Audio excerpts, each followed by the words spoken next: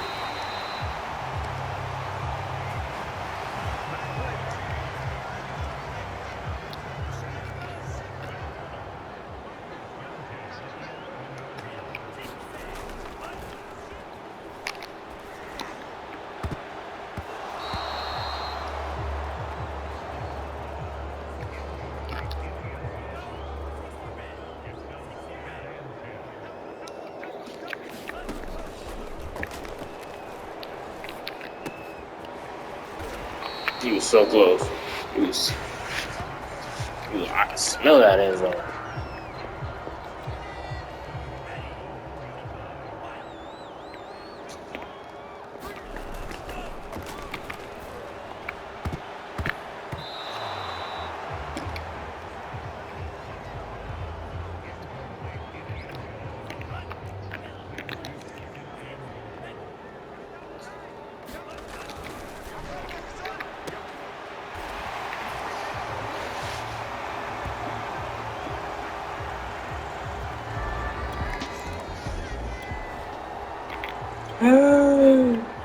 Please.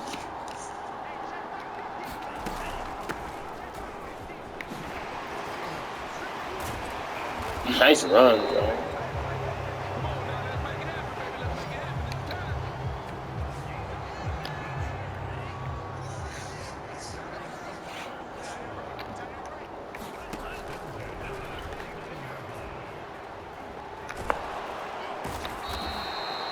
Hey, that'll go well. 11 in again. Patrick Mahomes. See who had finished there. Completions and attempts in general. Like attempts don't mean enough. That just lets you know how many times you throw the ball. I can go into a game. If a coach ever put me in a game and I threw the ball 30 times, does that mean I was efficient? I could have been 5 for 30. Doesn't mean I was efficient. I could have been 5 for 30. I could be 5 for 30. I could be 0 for 30. I threw the ball 30 times, but 0 for 30. I wasn't. Attempts don't mean nothing. I could try to run a 100-yard dash, and my goal is to beat it in 10 seconds. I could run it 100 times, and I didn't beat it. The attempts don't mean shit. The attempts really don't mean anything.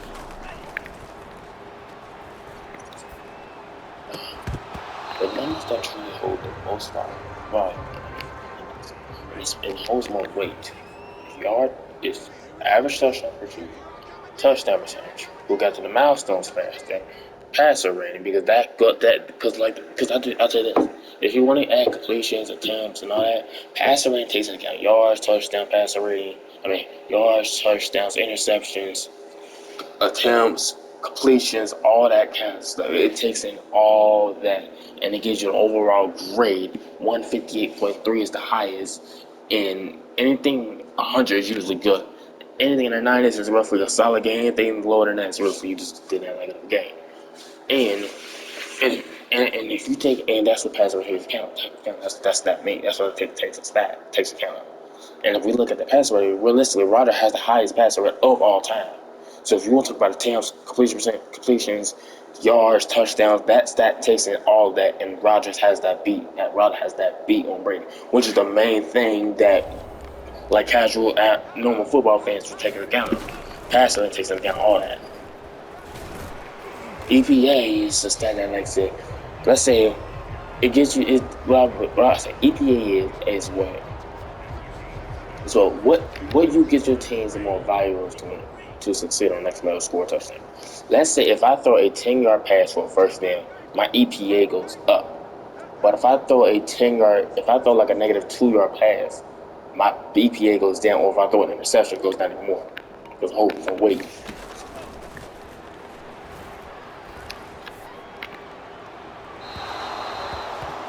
One of the biggest reasons why Brady has one of the highest EPA. That's extremely high. I think he has the highest EPA in single season answer. Now I'm not gonna take this away from him, but one of the biggest reasons is that he targets the most efficient part of the field.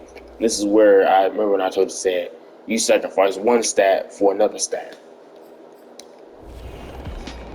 But even with the, even if you want to go there, but even with that, I will give you that point. But even with that, when it comes to his EPA is rather close. Brady's at 276, I believe he said. Rodgers at 257.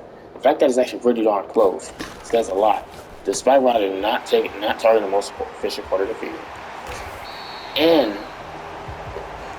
with the fact that he does not turn the ball. That is the one.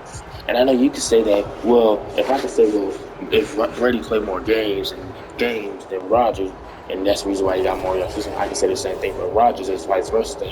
That since he's played fewer games, he'll have less interceptions, which that is true. But here's my rebuttal to that. Kirk Cousins played less games than Aaron Rodgers, but he has more interceptions than him. He has a little more interceptions than him. And it took Rodgers well over 200 games to throw 100 interceptions. Just 100. Brady, within just 100 games, already threw 100 interceptions.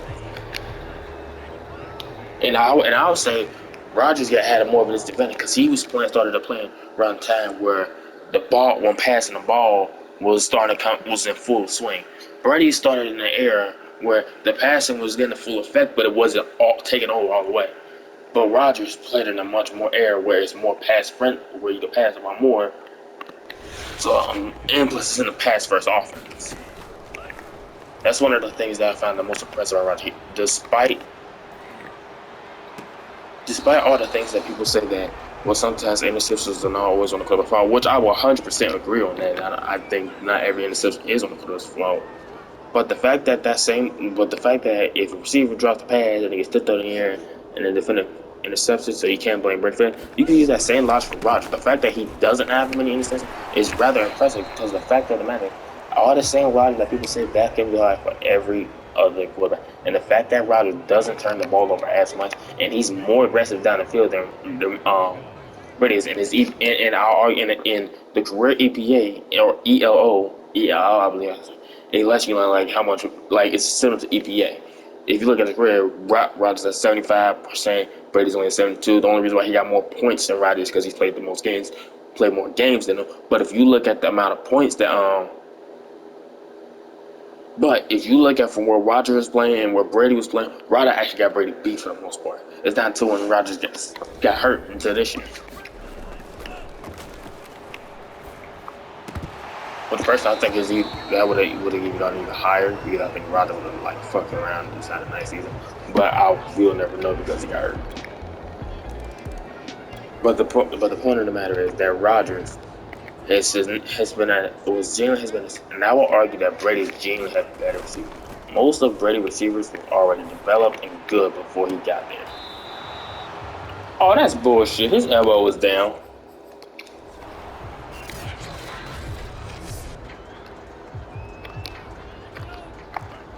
Like I'll argue Hernandez was already developed. Most with Bledsoe, they was already doing good with Bledsoe.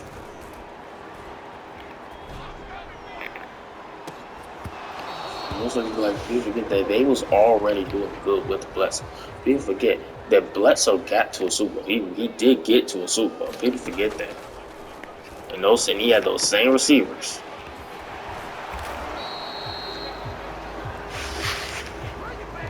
And Brady with those same receivers was still able to do, and they were still able to do good with Brady even with a young Tom Brady that was not fully experienced, that was not fully developed.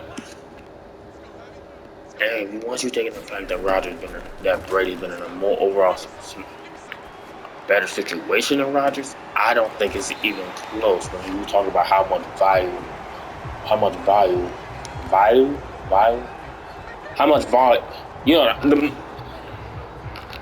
much they bring to the table. That's what I'm saying because I can't say the word right. How much they bring to the table. Rodgers brings far more to the table, and he needs to in order for his team to succeed. Because, like I said earlier, Brady is the only quarterback in NFL history to have 13 to win 2 Super Bowls. I'm saying again, 2 Super Bowls by only scoring 13 offensive points, and no other quarterback has ever done it in history. That's not to say that Brady just him and he's the only one that can do it. That just goes to show that Brady's defense has been consistent. That good, and been that good for fit. What the fuck was that? And it's just consistently been that good. He's had a top 10 to 5 defense 15 times in his career. I believe he has 4 number 1 defense of his career, 4 different times. Rodgers, the closest he got was second, and that was in 2010, I believe.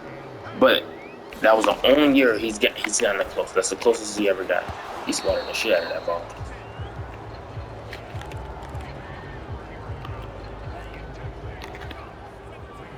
This game is so stupid. Why are there 2 linebackers, man?